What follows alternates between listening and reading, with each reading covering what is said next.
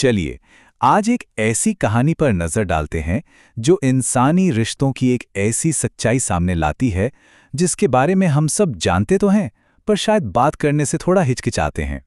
तो कहानी शुरू होती है एक बड़े ही सीधे से सवाल से।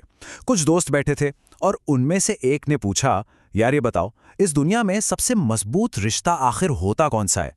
जाहिर है पहला जवाब तुरंत आया, परिवार। भाई खून का रिश्ता है, इससे पक्का और क्या होगा? दूसरे दोस्त ने कहा, नहीं, दोस्ती। दोस्ती वो रिश्ता है, वो परिवार है जिसे हम खुद चुनते हैं। बात तो ये भी सही है। और फिर तीसरे ने कहा, प्रेम, एक ऐसा जज्बा, एक ऐसा रिश्ता जो हर मुश्किल में साथ निभाने का वादा करता है।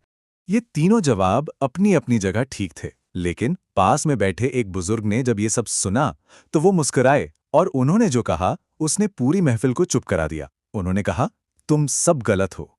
दुनिया का सबसे मजबूत रिश्ता होता है स्वार्थ का। जी हां, स्वार्थ। ये जवाब बड़ा अजीब था, है ना? पर हमारी कहानी का असली मतलब यहीं से शुरू होता है। तो हमारी कहानी का जो हीरो है वो एक बहुत ही कामयाब इंसान था। मतलब उसके पास सब कुछ था जो कोई भी चाह सकता है। पैसा था, समाज में बड़ा नाम था और दोस्तों की तो कोई कमी ही नहीं थी। उसका घर आप कह सकते हैं कि एक तरह से मेला लगा रहता था। लोग आते जाते रहते थे और उसे लगता था कि बस यही तो असली खुशी है। लेकिन कहते हैं ना, वक्त हमेशा एक जैसा नहीं रहता, उसका पहिया घूमता जरूर है। और फिर वही हुआ, उस आदमी का बुरा वक्त शुरू हो गया।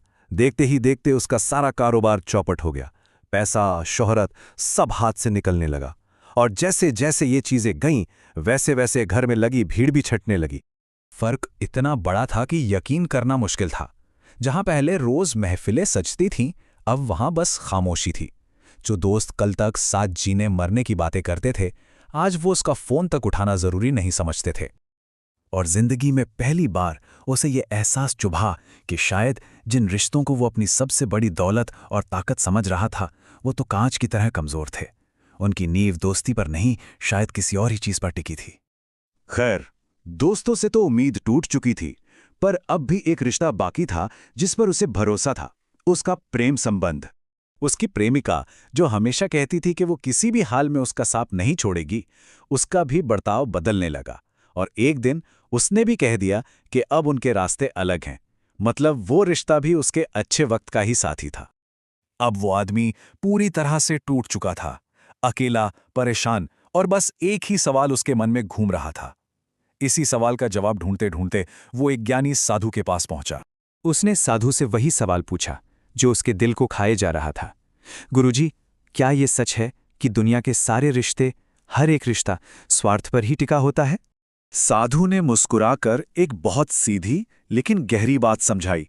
उन्होंने कहा, जब तक कोई रिश्ता इस सवाल पर चलता है कि मुझे क्या मिलेगा, वो स्वार्थ है।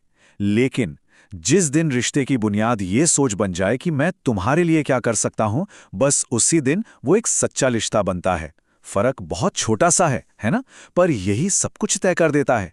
और फिर उस ज्ञानी ने उसे समझाया कि जिसे वो आज तक दौलत समझता था, वो तो बस एक धोखा था। असली दौलत तो कुछ और ही है।